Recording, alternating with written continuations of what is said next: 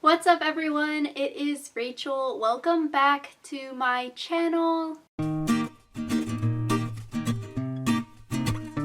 And so today is a very exciting video because I just posted a video on my channel about what you should do if you are waitlisted to a college. And so with March coming to a close and hopefully all of your college decisions coming in shortly, this video is going to be all about how to choose the college that you're going to go to. And so I'm going to talk about some factors that you should consider when deciding on your final college. And so if you're new here, hello, my name is Rachel. I just recently graduated from UC Berkeley in May 2020, and on my channel I post a lot of college advice, college related content, and post-grad content. And so if you're a student applying to colleges this year, you should definitely check out Study Hall College Consulting, which is a team of myself and other UC Berkeley students where we specialize in reviewing college application essays and consulting one-on-one with students or parents who may have questions. If you want more free resources, you should definitely check out our blog on our website or our social media pages because we post a ton of extra tips, tricks, and advice over there. And so let's get on to the video. So the first factor you should consider when making your final college decision is finances. And so money is probably the biggest thing that you and your family are talking about and thinking about when choosing a college. So with the price of the college, whether it's in-state or out-of-state, you should figure out how much it costs. So you really have to think about this and talk with your parents about whether this price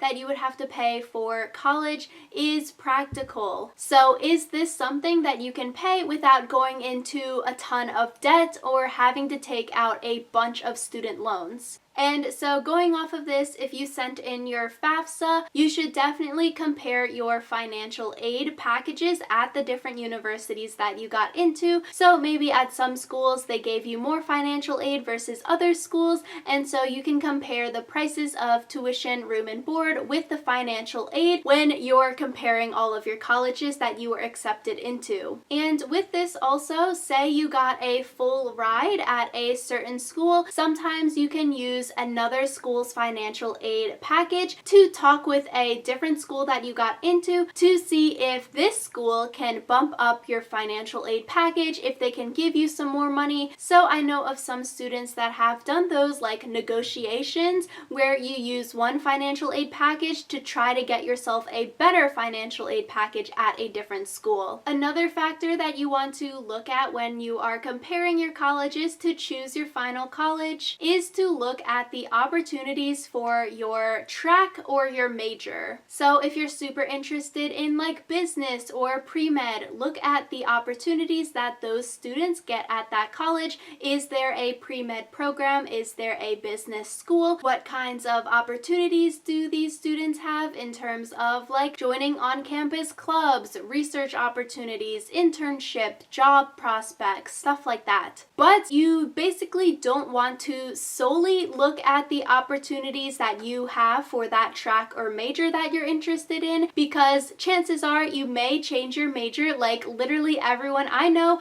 has gone into college with a different major that they ended up leaving college with. And so like for me, I have a how I chose my college major video on my channel. I changed my major 4 times before settling on my final double major, because if you only focused on the major that you're interested in right now as a high school senior, but maybe in a year or 2 as a college student, you took the major courses and you really don't like the major, it wasn't what you were expected, you don't want to study it for 4 years, you don't want a job in that field. So when looking at your college acceptances, you should really look at the college more as a whole, but also you can focus on a few different majors or tracks that you may be interested in. Another thing that you should do when choosing your final colleges is attend a college campus visit. So So right now with the pandemic, some colleges may have in-person campus tours still happening, but a lot of colleges still have an online option, so you can do an online virtual visit. You can't really walk around and see all of the buildings, but I'm sure through the online tours, you can still get a great sense of the university, and the biggest thing is that you have the opportunity to talk to students who actually go to that college. Because when you're doing your research, checking out the majors, programs, stuff like that, you're probably looking on your college's website, reading text on a screen versus talking to a real-life student at the university is very different. So attend a campus tour or a virtual campus tour and really see and think about, can you envision yourself at that university or not? Another way to gauge if you can envision yourself at the university is to attend an overnight stay program. So I know at Berkeley they have overnight stay programs for admitted students where these admitted students can come to Berkeley for a weekend where you do activities on campus, and then for the nighttime you sleep in the dorms with current students. And so these overnight programs might not be happening right now because of the pandemic, but definitely if they start up again, then you should check those out or see if the schools that you are accepted to offer them. So going off of the student tours, you should definitely ask current students questions. With a real life person attending the university, you can get so much more information that probably isn't located on the website. So at all of the colleges that you are accepted into, you should be asking these current students, whether it is on a campus tour and you're asking these questions,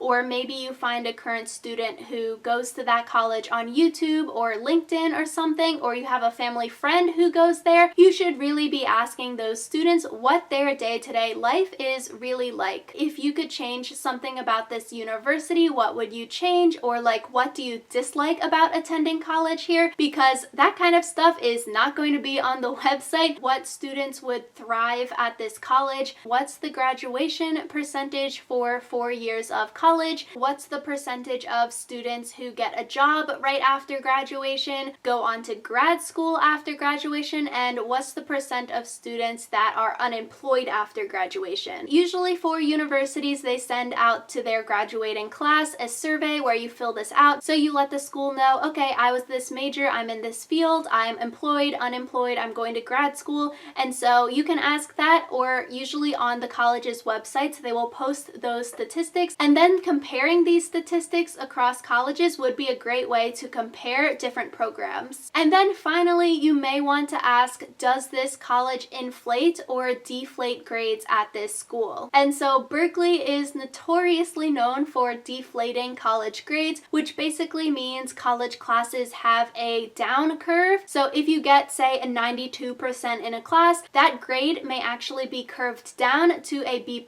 So normally you would think a 92 is an A-, you know, but actually if a college deflates grades, grade deflation, then your A's might actually become B's. So grade inflation and deflation are super important for your transcript, and if you're applying to graduate school, or if you need a high GPA for a certain field that you're going into. Another thing to look into while you're choosing the final college you want to attend would be class size. And so with class size, you may want to ask how many students are in the undergraduate student population. Are there grad students on this campus? What is the percent of the student population that are grad students? And you may also want to look into what's the typical class size for undergraduates. So are the classes like 500 students? Are they all 20 students? If you go to a larger college, a lot of those intro classes can have like 500 to 1,000 to even like 2,000 students in them, and so that's definitely a big shock for a lot of high school students where, you know, we're used to classes of like 15 to 30 people, and then in college you get thrown into a sea of like 500, 1,000 students in a class. That can be a big shock for you. And so that's something to think about if you're coming from a small high school, a small town. Do you want to continue going to a small college where the class sizes are maybe similar to your high school classes, or maybe you choose to go to a larger college where the class sizes are larger. Similarly, you have to think of your learning style. Do you think that you can learn well in a larger class size, or do you think you can learn better in a smaller class size? That's something to think about. Another thing to consider is the availability of professors, advisors, and staff. How accessible are my professors? How accessible are my advisors? So like college option A may have a ton of availability of your professors. They hold a bunch of office hours. They're always available to answer questions. Advisors, there's a ton of advisors and they can meet with you in a week's notice, versus college option B. Maybe the advisors are all booked up because they're understaffed and then you can't get an advising appointment for like a month in advance. Or maybe it's a mix of the two, and so then you have to think about your own style. Are you more independent, or would you like to be able to talk to your college advisor more, ask them questions, get tips, that kind of thing? Another factor to think about when choosing colleges is the location. And so the location is a big thing that a lot of students choose their college on. So like, what's in the surrounding area? What do students do on the weekend? Is this college in the middle of nowhere where you need to like drive 2 hours to get to the airport? Or is this college in the middle of a city or college town where there's a lot to do and have fun with on the weekends? With looking at the surrounding areas, you may also want to look into the safety of the college campus and the surrounding areas. I have a video on my channel about safety at UC Berkeley, which I'll have linked down below if you wanted to check that out. But like safety, keeping yourself safe, crime rates near the university would be a great thing to look into to see if you would feel comfortable attending that university. Another thing to look into with the colleges that you're accepted at is how they handled the pandemic. So some colleges may know already, some other colleges may not know already, but what are they doing for fall 2021? Some colleges may have already announced that they're doing full in-person classes for fall 2021. There might be a hybrid model, or maybe they've announced that it's going to be all online for fall 2021. How they handled the pandemic so far. So have they been good with communication? Are they good with emails? Or is the administration very quiet? They don't really tell their student population anything. And so yeah, those are some factors that you should consider when choosing your final college to attend. So definitely let me know in the comments below if you have any questions for all of you seniors or transfer students making this college decision right now. Best of luck to you all. Hopefully it is going well and you got accepted to colleges that you are happy about. But yeah, thank you all so much for watching. Make sure you like this video in order to help me out with the YouTube algorithm, and subscribe to my channel to see more from me. I post every single Sunday and Wednesday at 11 a.m. Eastern, so I will see you all then.